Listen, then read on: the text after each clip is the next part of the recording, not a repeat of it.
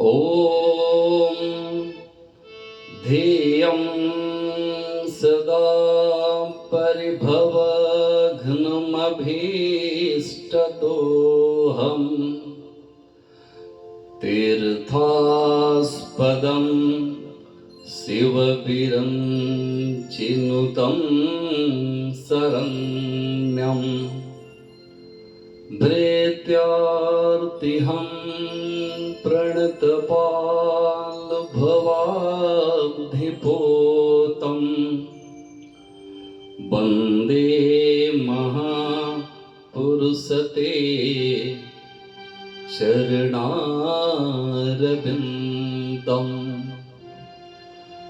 वंशे विभूषितकरा नवनीरदाभा पीताम्बरा तरुणबिम्बफलाधरोष्ठा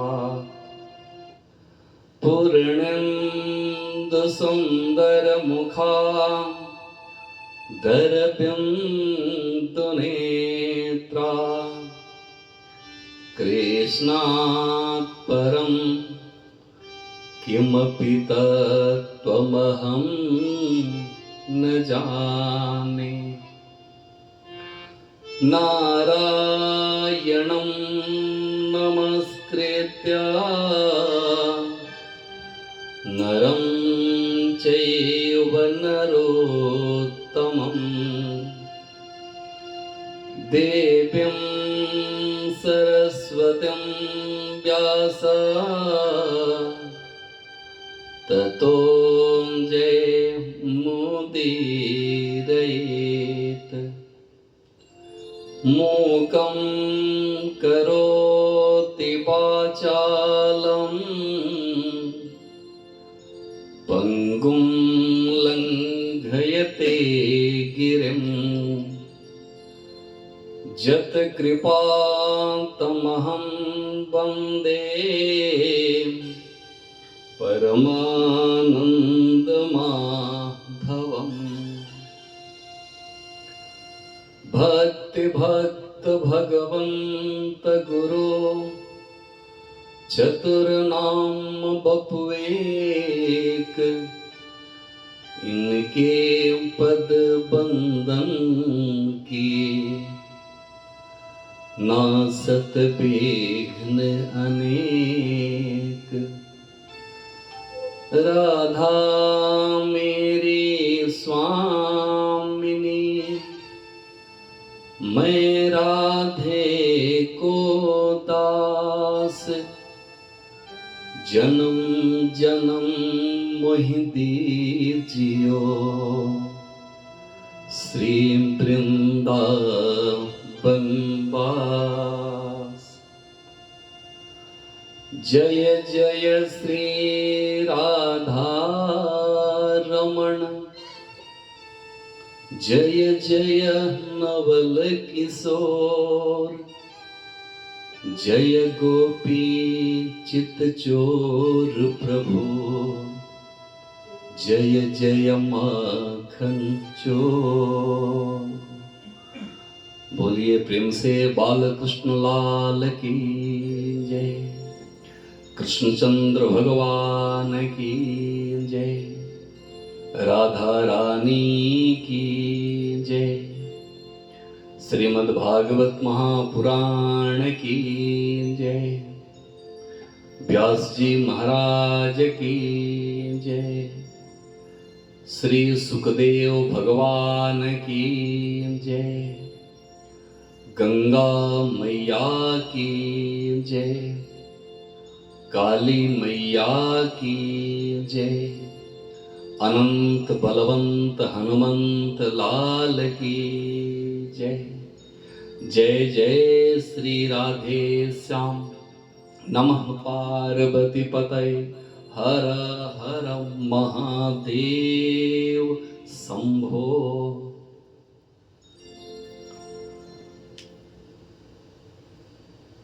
परम मंगलमय परात्पर परम अखिलेश्वर प्रभु श्री हरि की वांगमयी प्रतिस्वरूपा, श्री कृष्ण की वांगमयी प्रतिस्वरूपा श्रीमद् भागवत महापुराण कथा के मर्यादा के अनुकूल हम लोग अपनी वाणी और मन को, हम लोग अपनी मन की चित्त वृत्तियों को भगवान के चरण में लगाएं। कथा हम लोगों के मन में तभी प्रतिष्ठित होगी, कथा मन में तभी एक स्थान बना पाएगी। कथा को सुनने के लिए मन को भगवान के चरण में लगाना बहुत जरूरी होता है। इसके लिए हम लोग ठाकुर जी के पवित्र नाम का संकीर्तन करेंगे। श्री राधे राधे गोविंद गोविंद राधे, श्री राधे राधे गोविंद गोविंद राधे, श्री राधे राधे गोविंद गोविंद राधे, श्री राधे राधे गोविंद गोविंद राधे, श्री राधे राधे गोविंद गोविंद राधे, श्री राधे राधे गोविंद गोविंद राधे, श्री राधे राधे गोविंद गोविंद राधे, श्री राधे राधे गोविंद गोविंद राधे, श्री राधे राधे गोविंद गोविंद राधे, श्री राधे राधे गोविंद गोविंद राधे। गोविंद राधे गोपाल राधे, गोविंद राधे गोपाल राधे, गोविंद राधे गोपाल राधे, गोविंद राधे गोपाल राधे, गोविंद राधे गोपाल राधे, गोविंद राधे गोपाल राधे, श्री राधे राधे गोविंद गोविंद राधे, श्री राधे राधे गोविंद गोविंद राधे, श्री राधे राधे गोविंद गोविंद राधे, श्री राधे राधे गोविंद गोविंद राधे, गोविंद राधे गोपाल राधे, गोविंद राधे गोपाल राधे, गोविंद राधे गोपाल राधे, गोविंद राधे गोपाल राधे, गोविंद राधे गोपाल राधे, गोविंद राधे गोपाल राधे, श्री राधे राधे गोविंद गोविंद राधे, श्री राधे राधे गोविंद गोविंद राधे, श्री राधे राधे गोविंद गोविंद राधे, श्री राधे राधे गोविंद गोविंद राधे, श्री राधे राधे गोविंद गोविंद राधे, श्री राधे राधे गोविंद। आज कथा का छठा दिवस है। इस कथा के संकल्पक जजमान परम आदरणीय श्री गौरीशंकर जी राजगढ़िया, उनकी परम सुशीला सपत्निक राधा जी राजगढ़िया, जिनके संकल्प से यह श्रीमद् भागवत महापुराण कथा का आयोजन हुआ। इस कथा का मूर्त रूप दी राखी राजगढ़िया। भगवान से प्रार्थना है कि इस परिवार के ऊपर ठाकुर जी की असीम कृपा बनी रहे और ठाकुर जी इस परिवार को चलाते रहें और ठाकुर जी के संरक्षण में यह परिवार बराबर चले और बराबर इन लोगों का जीवन ठाकुर जी के चरण में समर्पित रहे। यही हम ठाकुर जी से प्रार्थना करेंगे। कल की कथा में हम लोग सुने कि बाल मुकुंद भगवान श्री कृष्ण भगवान कैसे गोकुल में माखन चोरी कर रहे हैं, कैसे अपने जो भक्त गोपियों को कैसे दर्शन दे रहे हैं। यदि भक्त के मन में भगवान के प्रति यदि प्रीति होता है तो भक्त को भगवान के पास जाने की जरूरत नहीं पड़ती है, भगवान खुद चल कर के भक्त के पास आते हैं। शुरू में गोपी जाती थी, जाकर के भगवान का दर्शन करती थी और ठाकुर जी ऐसी कृपा की कि गोपियों के घर में माखन चोरी के बहाने जाकर के सबको दर्शन देते थे। और दर्शन ही नहीं देते थे, ठाकुर जी सबको आनंद देते थे। ठाकुर जी अब बड़े हो चुके हैं और ठाकुर जी अपने जीवन काल में मात्र 2 बार बांसुरी बजाए। आज एक बार ठाकुर जी बांसुरी बजा रहे हैं, बेड़ू निनाद कर रहे हैं। तो पहली बार जब ठाकुर जी ने जब बांसुरी बजाई, बेड़ू जब बजाया, तो उनके बेड़ू के मधुर सुर से तीनों त्रिलोक आनंदित हो उठा। यहाँ तक कि जब मुरली की धुन जब गैया ने सुनी तो गैया के मुख में जो घास था, जो चारा जो मुख में ली थी, उस चारा को मुख में दबा करके गैया खड़ी है। ठाकुर जी के उस मुरली के धुन को, उस धुन में इतना विभोर हो गई कि गैया घास चबाना भूल गई। इंद्र के स्वर्ग में अप्सराएं जो नृत्य कर रही थी, वह अप्सराएं अपना नृत्य का जो धुन है उसको भूल गई। जमुना जी जो बह रही थी, यमुना जी का जो धारा है वह शांत हो गया और जितनी जो गोकुल की जो गोपियां थी, जो जहां थी, जिस परिस्थिति में थी, उस परिस्थिति में ही अपने आप को भगवान के उस मुरली के धुन में खो गई। उसको पता नहीं चला कि अभी हम हैं कहाँ और कर क्या रहे हैं। कहने का मतलब है जितनी जो ऋषि महर्षि जो देवता थे, तीनों त्रिलोक उस ठाकुर जी की मुरली में खो गया और उस मुरली के धुन को सुनकर के गोपियां गीत गा उठी। गीत कैसे गा रही है? बरहा पीडम नटवर बपु कर्णयो कर्णिकारम बिभ्रद बासः कनक कपिसं वैजयन्तीं च मालां रंध्रान् बेनो रधर सुधया पूरयन् गोपवृन्दै बृन्दारण्यं स्वपदरमणं प्राविशद्गीतकीर्तिः। ठाकुर जी की पूरी झांकी को ये गोपियां वर्णन कर रही है कि कन्हैया अभी कैसा लग रहा होगा कि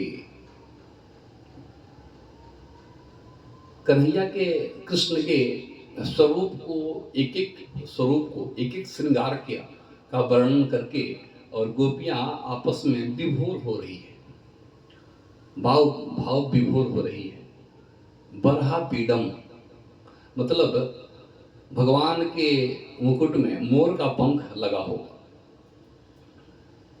और भगवान कमर में पीतांबर बंधे होगा, बांध करके भगवान कमर में पीतांबर बांधे होंगे और बंसी बजा रहे होंगे।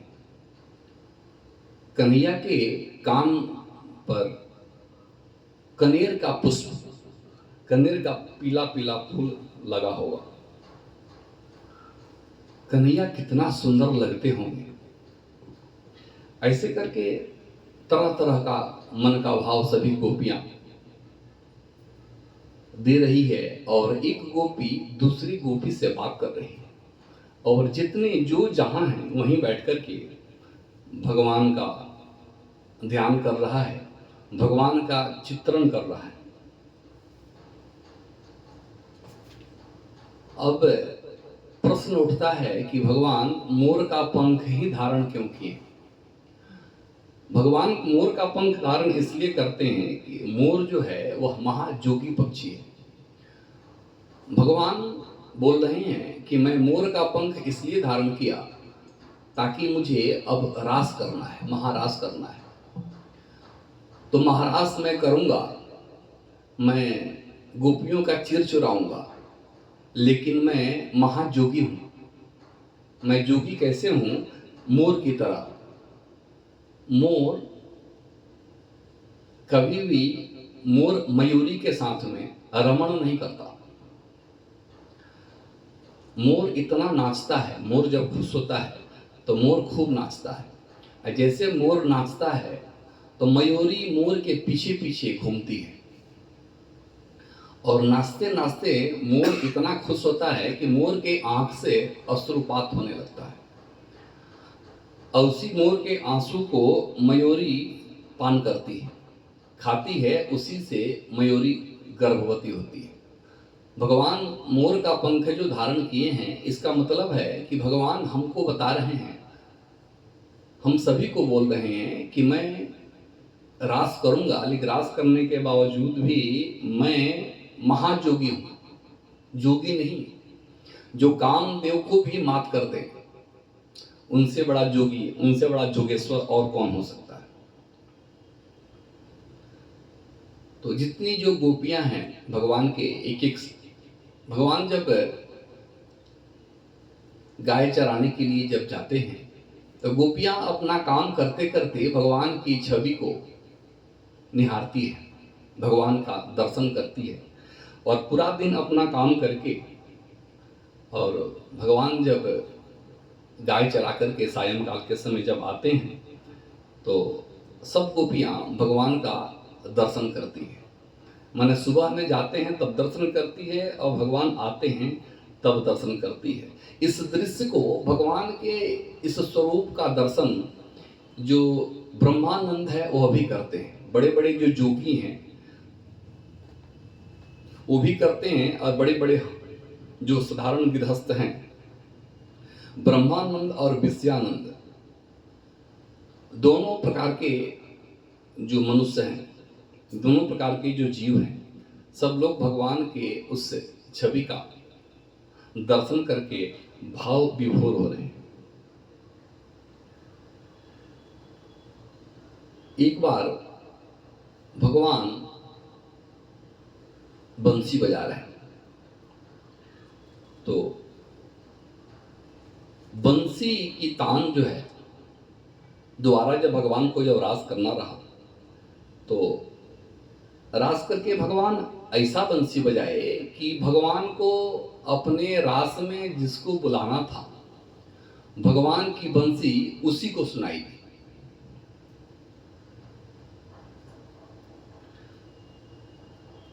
जिसको रास में नहीं बुलाना था, जैसे सास बहू घर में एक जगह काम कर रही थी तो भगवान को बहू को बुलाना था तो बंसी की जो आवाज, बंसी की धुन बहू को सुनाई दी। जहां जिस सास को, जिस बुढ़िया गोपी को बुलाना था, जो बुजुर्ग गोपी है, यदि उनको बुलाना था तो भगवान ऐसी बंसी बजाए कि जिसको रास में शामिल होना था, वह बंसी का धुन उसी को सुनाई दिया। और गोपियां अपना साफ काम छोड़ करके और भगवान की उस बंसी के धुन में भाव विभोर हो रही। एक बार की बात है, भगवान गौचारण कर रहे थे और गौचारण करते करते भगवान बहुत दूर चले गए। जो कलेवा लेकर के ठाकुर जी गए थे, उस कलेवा को ठाकुर जी ने तो ग्रहण कर लिया, लेकिन वापस से उनको भूख लग गई। जब भूख लगी तो भगवान बोले अपने बाल सखाओं से कि इधर उधर आप लोग देखिए, ये क्या कहीं पर कुछ भोजन मिल सकता है। तो सब लोग चारों तरफ देखे तो एक जगह कुछ दूरी पर धुआं उठता हुआ दिखाई दिया। भगवान जब ध्यान से उधर देखे तो कुछ मंत्र का ध्वनि भी सुनाई दिया। तो भगवान बोले बाल सखाओं को कि आप लोग जाइए और जाकर के जहाँ यह यज्ञ हो रहा है वहाँ से आप लोग कुछ भोजन मांग करके लाइए। तो जितने बाल सखा थे, बाल सखा वहाँ गए और जाकर के जितने जो ब्राह्मण थे, सब ब्राह्मण अपना यज्ञ कर रहे थे, मंत्रोच्चारण कर रहे थे। तो जाकर के बाल सखा उस ब्राह्मण, जितने ब्राह्मण थे, सबसे एक एक करके बोले कि हमारा कन्हैया भूखा है, कन्हैया को भूख लगी है, आप लोग कुछ खाने को दीजिए। लेकिन सारे ब्राह्मण अपने यज्ञ करने में, जब तक करने में बिजी थे, व्यस्त थे। कोई उस बाल सखाओं को कुछ दिया भी नहीं, आप कोई उत्तर भी नहीं दिया। कुछ देर खड़ा रहने के बाद सभी बाल सखा वापस आए और आकर के कन्हैया से बोल रहे हैं कि खाने को कुछ नहीं मिला। तो कन्हैया बोले कि आप लोग किससे मांगे। तो बाल सखा बोले कि वहां जितने जो ब्राह्मण थे, सब लोग जो यज्ञ कर रहे थे, हम लोग जाकर के उनसे बोले और उनसे मांगे। तो कन्हैया बोले जब भी आपको भोजन मांगना हो तो माताओं से मांगना चाहिए। आप लोग दोबारा जाइए और जाकर के जो ब्राह्मण पत्नियां हैं उनको बोलिए। बाल सखा वापस गए और जाकर के जितनी जो ब्राह्मणी थी, जितनी जो ऋषि पत्नियां थी, सभी ऋषि पत्नियों से बोले कि आज कन्हैया को भूख लगी है, कन्हैया भूखे हैं। जैसे यह सुनी जितनी जो ऋषि पत्नियां, तुरंत कन्हैया के लिए तरह तरह का व्यंजन बनाई और बना करके सभी ऋषि पत्नियां अपने हाथ से भगवान को खिलाई। वहां आई और आकर के अपने हाथ से भगवान को खिलाई। भगवान भोजन करके बड़ी प्रसन्न हुए और खूब आशीर्वाद दिए। बोले कि अब आप लोग अपने घर जाइए। तो सभी ऋषि पत्नियां बोल रही है कि गृणंती नून पतयः पितरौ सुतावा न भ्रातृ बंधु सुहृद कृत एव चान्ये। भगवान से बोल रही है कि हम लोग अपने पिता, पति और बच्चे सबको छोड़ करके हम लोग आपके पास आ गए। अब हम लोग जब वापस जाएंगे तो कोई ना ही तो पिता, ना ही तो पति, ना ही तो पुत्र, कोई अब हम लोगों को स्वीकार नहीं करेगा, कारण कि हम लोग सबको छोड़ करके और आपके पास आए। भगवान बोले ऐसी बात नहीं है, आप लोग जाइए तो सही। भगवान के समझाने पर सभी ऋषि पत्नियां वापस गई अपने आश्रम पर। तो जितने ऋषि जो यज्ञ कर रहे थे, भगवान की कृपा से उन लोगों को आभास हो गया कि हम लोग बैठ कर के जिस परमात्मा के लिए हम लोग जो पूजा पाठ जब तप कर रहे हैं, हवन कर रहे हैं, वह परमात्मा हम लोगों के कुछ दूरी पर बैठे हैं और भूखा है। यदि हम लोग कोई यज्ञ करते हैं और हम लोगों के यज्ञ के आसपास यदि कोई व्यक्ति भूखा रहता है, तो सबसे पहले हम लोगों का धर्म बनता है कि उस भूखे व्यक्ति को भोजन कराएं। इस कथा से यही शिक्षा मिलती है। तुरंत जितने ऋषि थे, सभी ऋषियों को पता चला कि भगवान वहाँ हैं। सभी ऋषि लोग आगे बढ़े भगवान से मिलने के लिए। इधर से जितनी जो ऋषि पत्नियां थी भगवान से मिलकर के वापस जा रही थी। तो इन लोगों को देख करके सभी ऋषियों ने बड़ी प्रेम से बड़ी आदर किए और बोले कि आप लोग बहुत बड़े बड़भागी हैं। हम लोग जीवन भर बैठ कर के स्वाहा स्वाहा करते रहे, इतना सारा मंत्र जप किए, लेकिन एक बार भी भगवान का दर्शन नहीं हुआ। और आप लोग बिना कुछ किए ठाकुर जी की दर्शन भी किए और ठाकुर जी को भोजन भी कराए। तो आप लोग हम लोगों से बहुत बड़े पुण्यात्मा हैं। और जितने जो ऋषि थे सभी ऋषि पत्नियों से गुहार करने लगे कि आप लोग चलिए और चल करके ठाकुर जी का दर्शन कराइए। तो ऋषि पत्नियों को आग्रह किए, तो उनके आग्रह पर वापस से पत्नियां अपने ब्राह्मणों को लेकर के, अपने पतियों को लेकर के वापस आई और आकर के भगवान का दर्शन कराया। भगवान का दर्शन करके जितने जो ब्राह्मण थे, जितने जो ऋषि थे, सब लोग भगवान का दर्शन करके गदगद हो गए।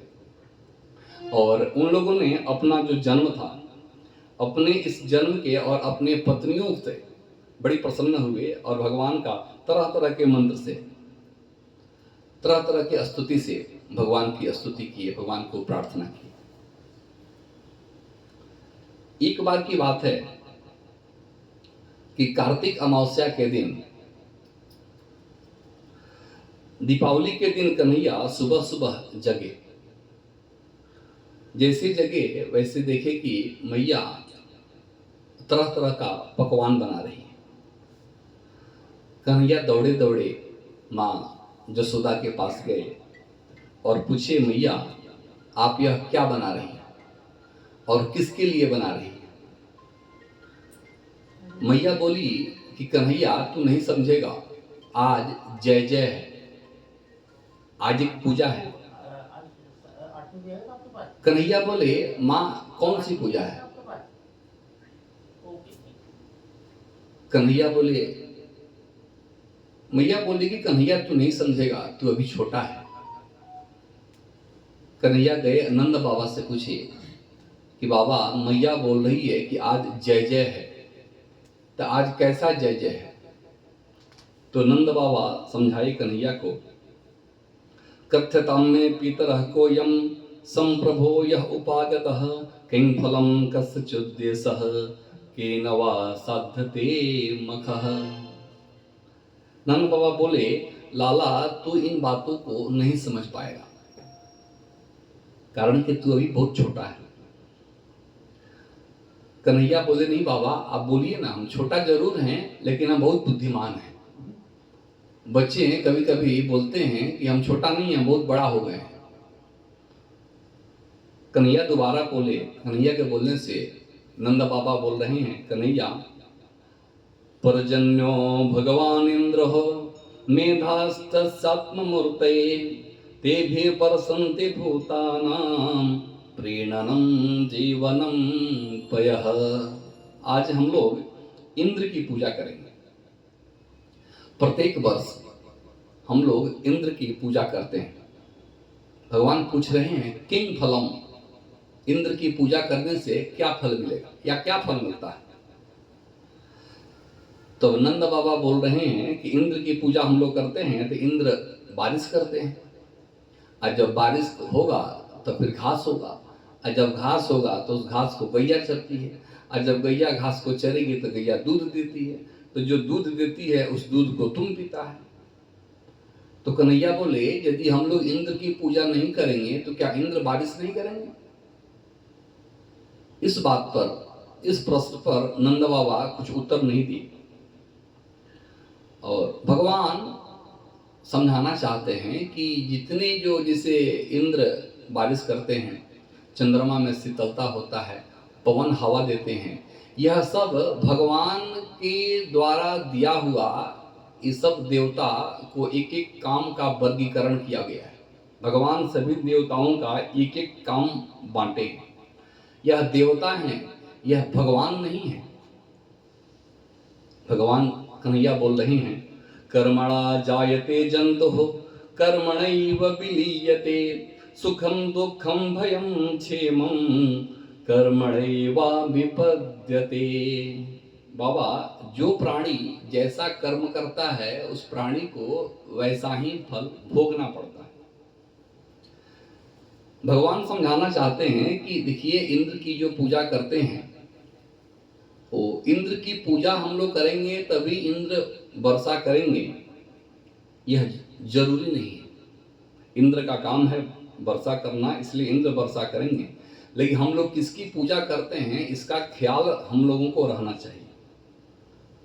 महेंद्रम किम करिष्यति, इसलिए महेंद्र कुछ नहीं कर सकते हैं। जीव और ईश्वर के बीच में, भगवान को कहने का मतलब है जीव आत्मा और परमात्मा के बीच में, जीव और ईश्वर के बीच में यह इंद्र कहाँ से आ गया। भगवान बताना चाहते हैं कि जब हम लोग मनुष्य हैं, हम लोग जीव हैं, तो जीव के बीच में भगवान ही है, कोई देवता नहीं है। कन्हैया बोले, बाबा इस बार हम लोग इंद्र की पूजा नहीं करके हम लोग गोवर्धन की पूजा करेंगे। तो नंद बाबा बोले, कन्हैया गोवर्धन की पूजा क्यों करेंगे, इंद्र तो बारिश करते हैं। कन्हैया बोले, नहीं बाबा, इंद्र से ज्यादा गोवर्धन है ना, गोवर्धन हम लोगों की रक्षा करते हैं। जैसे गोवर्धन पर घास है, गैया रोज जाती है उस गोवर्धन पर घास चरती है, और गोवर्धन का रोज दर्शन होता है, हम लोग गोवर्धन से रोज मिलते हैं। इसलिए इंद्र की पूजा नहीं करके हम लोग इस बार गोवर्धन की पूजा करेंगे। भगवान इस तरीका से समझाए कि नंद बाबा को कृष्ण का जो यह परामर्श था, कृष्ण का विचार नंद बाबा को अच्छा लगा। नंद बाबा क्या किए कि सभी जितने जो गोप ग्वाल थे सबको बुलाए, और बुला करके कन्हैया के इस प्रस्ताव को, कन्हैया के इस विचार को सबको बोले। तो कन्हैया के इस विचार से, इस प्रस्ताव से आधे जो गोप ग्वाल थे, आधे इनके समर्थन में रहे और आधे इनके समर्थन में नहीं रहे। कुछ लोग बोले कि इस बच्चे के बात में नहीं पड़ना चाहिए, अब कुछ लोग बोले नहीं, कन्हैया जो बोल रहा है वो सही बोल रहा है। लेकिन कन्हैया के कहने के चलते नंद बाबा ने गोवर्धन की पूजा शुरू करा दी कि कल हम लोग इंद्र की पूजा नहीं करेंगे, हम लोग गोवर्धन की पूजा करेंगे। नंद बाबा बोले, कन्हैया बता, तेरे गोवर्धन के पूजा में लगता क्या है, सामग्री क्या है पूजा का। कन्हैया बोले कि बाबा गोवर्धन की पूजा में कोई सामग्री नहीं लगता, खाली आप बढ़िया बढ़िया खाने का पकवान बना लो, तरह तरह की मिठाइयाँ तैयार कर लो, बस। ये गोवर्धन देवता ऐसे देवता हैं, बस इनको चकाचक भोग लगाओ, गोवर्धन देवता खुश हो जाएंगे। नंद बाबा सबको बता दिए, सब लोग अपने घर में तरह तरह का पकवान, तरह तरह का मिठाई सब लोग बनाए, बना करके बोले कन्हैया को, कन्हैया चलो गोवर्धन के पास। सब लोग मिलकर के अपना अपना जो पकवान मिठाई था सबको लेकर के वहां गए। जाकर के सब लोग पूछ रहे हैं, कन्हैया बता तेरा देवता कहाँ है। गोवर्धन के पास पहुंच करके सब लोग पूछ रहे हैं कि कन्हैया तेरा देवता है किधर। कन्हैया बोले, इतना बड़ा गोवर्धन, इतना ऊंचा पहाड़ आप लोगों को दिख नहीं रहा है, यही तो गोवर्धन देवता है, इन्हीं की पूजा करो। सब लोग बोल रहे हैं, कन्हैया इतना बड़ा देवता है तो इस देवता की पूजा कैसे होगी, कोई छोटा मोटा देवता तो है नहीं, यह 7 कोस का देवता है, 7 कोस का देवता का पूजा हम लोग कहां से शुरू करें। कन्हैया बोले कि सब लोग मिलकर के पहले इस देवता को स्नान कराओ, देवता को नहलाओ। बताइए 7 कोस का जो पहाड़ है, उस पहाड़ को कोई कैसे नहलाएगा। फिर भी लोग कोशिश किए, गमला में पानी भर भर के, गमला में बाल्टी में भर भर के नहलाए। सभी जब थक गए तो बोल रहे हैं, कन्हैया हम लोग पूरा नहलाए, हम लोग थक गए हैं, लेकिन इस देवता का लगता है मूंछ भी गीली नहीं होगी, मूंछ भी गीला नहीं हुआ।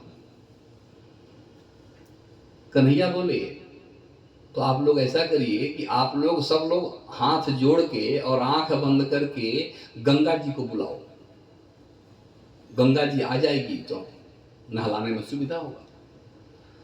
सब लोग हाथ जोड़ करके जैसे गंगा जी का आवाहन किए, तुरंत वहां गंगा जी प्रकट हो गई। अब तो सारे जितने जो गोप ग्वाल थे बड़ी खुश हुए।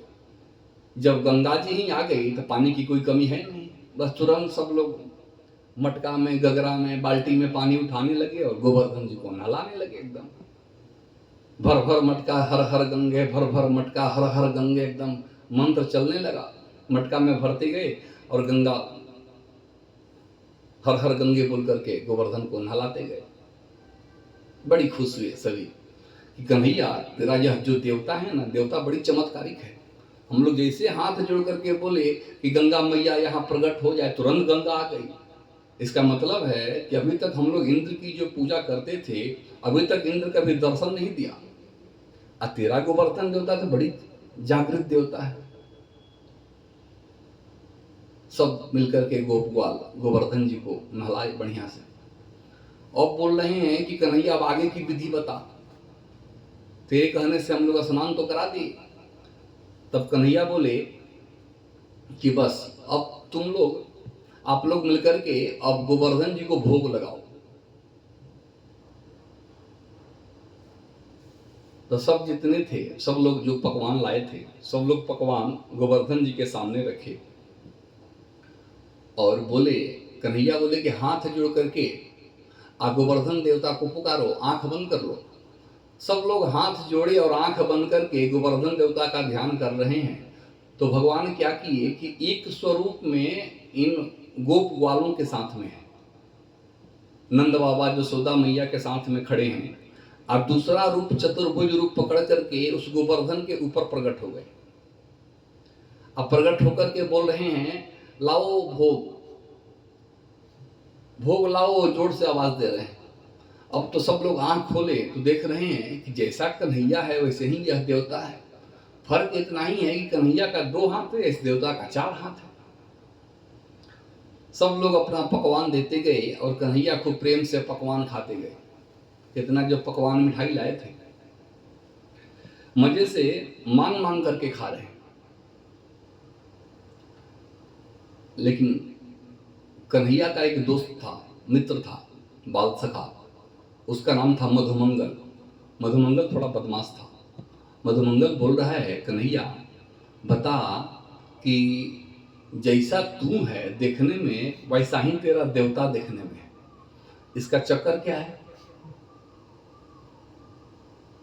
तो कन्हैया बोल रहे हैं कि यह जो देवता है, यह देवता भी उसी गैया का दूध पीता है जिस गैया का दूध मैं पीता हूं। तो एक गैया का दूध जब मैं पीऊंगा और उसी गैया का दूध जब यह देवता पिएगा तो दोनों का शकल एक होगा कि नहीं? कन्हैया ऐसे समझाए कि जितने जो सखा थे सब समझ गए, कन्हैया तो ठीक बोलता है, हम लोग रोज इस दूध को देवता को चाहते हैं और वही दूध तुम भी पीता है, तो तेरा शकल देवता का शकल एक हो जाएगा। सब लोग उस बात को समझ गए। कन्हैया तरह तरह का भोग मिलता गया। मधुमंगल बोल रहा है, अच्छा कन्हैया एक बात बता, यह तेरा देवता जो है यह कितने दिन का भूखा है? हम लोग जितना लाए थे सब हम लोग देते जा रहे हैं और तेरा देवता सब खाते जा रहा है, तो कुछ छोड़ेगा हम लोगों के लिए कि सब खा जाएगा? तो कन्हैया बोल रहे हैं, घबराओ नहीं, तुम लोगों को प्रसाद मिलेगा, लेकिन प्रसाद प्रसाद की तरह मिलेगा। आज यह देवता सब खा लेगा और जब थोड़ा सा बचेगा वही प्रसाद मिलेगा। यह तो मित्रों की बात है, आपस में जितने मित्र हैं सब ऐसे बोल रहे हैं। इस दृश्य को देख करके सभी देवता स्वर्ग में बड़ी आनंदित हैं। ऐसे करके सब लोग जितने जो गोपवाल थे कन्हैया को भोजन कराए। भोजन करा करके तब बोल रहे हैं, अच्छा कन्हैया बताओ, भोजन भी हम लोग करा दिए, तेरा देवता जीम लिए, अब आगे की विधि बताओ। तो कन्हैया बोले, अब आगे की बस एक ही विधि है, घूम घूम करके तू लोग कीर्तन करो और कीर्तन करके और गोवर्धन जी का परिक्रमा लगाओ। बोला कितना परिक्रमा? बोले कम से कम 7 परिक्रमा लगाओ। तो सब लोग मिलकर के और गोवर्धन जी का परिक्रमा लगा रहे हैं और परिक्रमा लगा रहे हैं और कुछ गुनगुना रहे हैं। क्या गुनगुना रहे हैं? श्री कृष्ण गोविंद हरे मुरारे, हे नाथ नारायण वासुदेवा। श्री कृष्ण गोविंद हरे मुरारे, हे नाथ नारायण वासुदेवा। श्री कृष्ण गोविंद हरे मुरारे, हे नाथ नारायण वासुदेवा। श्री कृष्ण गोविंद हरे मुरारे, हे नाथ नारायण वासुदेवा। श्री कृष्ण गोविंद हरे मुरारे, हे नाथ नारायण वासुदेवा। कुछ भी कहिए।